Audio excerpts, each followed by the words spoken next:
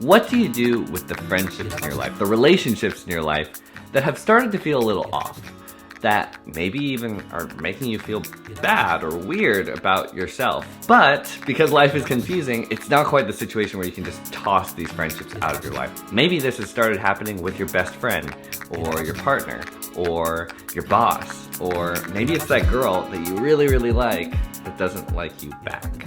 Is it possible to save these friendships that you care about in your life when they feel maybe hurtful, when it seems confusing or frustrating beyond repair? Hey everyone, I'm Eric Wen, and today we're talking about some of my mistakes and what we can all learn together about mental boundaries.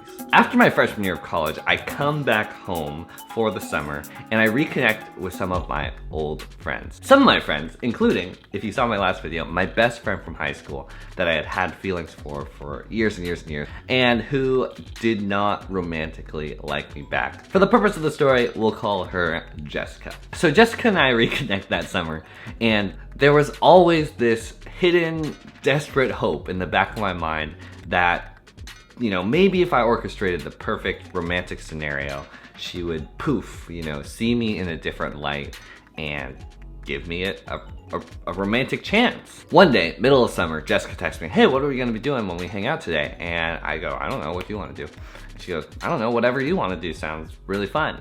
And I go, whatever you want to do sounds really fun, okay. And I go, okay, what if we go to the beach and then we sort of walk and talk and hang out, and then when the sun goes down, I've never gone night swimming before, what if we went night swimming? In my head, I knew that that's sort of crossing the line a little bit on, you know, platonically one-on-one night swimming together without very many clothes on. That's sort of pushing it a little bit. But to my surprise, she was like, yeah, sure, that sounds fun, let's do it. And I was like, okay. And let's just say, it was one of the most confusing experiences of my whole life. Such an awesome, special, wholesome time with one of my best friends, but at the same time, on a romantic level, like night swimming, barely wearing any clothes, talk about movie magical moment, and then at the same time, she kept it very friends. And so it was like so sexually frustrating at the same time and confusing. I remember especially holding the towel as she changes back into her clothes right there. And I'm looking away and I'm just being like, this was probably a terrible idea. How is this just friends? Why did I put myself in this position? This is totally gonna mess with my head. And of course it did. Like, for the next couple weeks, I was so angsty. How can she not like me back? That's so ridiculous. This is so unfair. I feel so bad about myself. But even through all of that, I had this growing sense of awareness that, especially this time, this was totally my fault. Sure, the case could be made that she shouldn't have agreed to go night swimming with me, but who was the idiot who initiated that whole thing? Who was the one who made it night swimming when it didn't need to be night swimming? I was the one who was sort of communicating to her that, oh yeah, my head's in a great spot, this is totally okay to do platonically as just friends, even though in my mind, it wasn't okay for me to do as just friends with the way that I really liked her.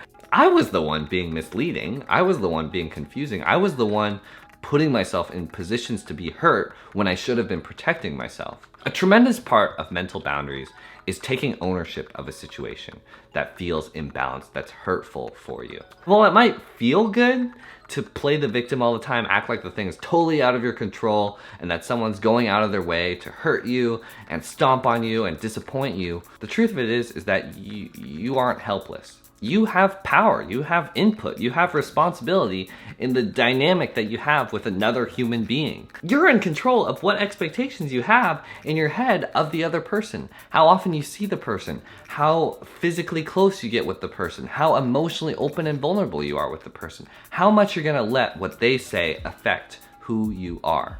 It's your responsibility to draw these lines that you need to protect yourself, to create the physical, emotional, mental boundaries that you need to not only be okay yourself, but even further, to take care of the other person. A lot of people, after I talk about the night swimming story, ask me, what happened with that best friend from high school? Were you able to navigate and survive this romantically confusing, this sexually frustrating, this, you know, this friendship that was awesome, but also making you feel bad and weird about yourself? And I'm really happy and proud to say, yes, I did figure it out. She's still one of my best friends and longest friends ever. And that's not because I suddenly became overnight unattracted to her physically. I still am physically attracted to her, but because of the decisions that I made in my mind, the mental boundaries that I created for myself, that physical attraction suddenly became a much smaller and insignificant piece of the puzzle. The beautiful thing about mental boundaries is it's not just about protecting yourself, being withdrawn and guarded. It's also so much about loving another person, taking care of another person. Saying, look, when we have these weird expectations here, when we don't communicate here, when we're super close in these ways, things do not work. This isn't healthy for you, this isn't healthy for me, and I need these lines, I need these boundaries so that I can take better care of you. And after the night swim, licking my wounds a little bit, getting my head on straight, after I had mentally decided to delete the underlying neediness, the weird, unrealistic expectations, the hidden ulterior motives, I was suddenly able to see her as a really special human being in my life. This is a treasure, this is like a really special connection that we have. And it's really cool to see that shift in our friendship because of night swimming, from it being a sort of take needy thing to being a more healthy give and take. I care about you, you really care about me, and this is how we should appropriately share life together and invest in each other as friends. You are the change maker of your own life. Let's think more deeply. Thank you guys so much for watching. Pass this along to someone who might need to hear it today. Hit that like button, hit that subscribe button if you haven't already. I'll see you guys next time. Peace. Bye.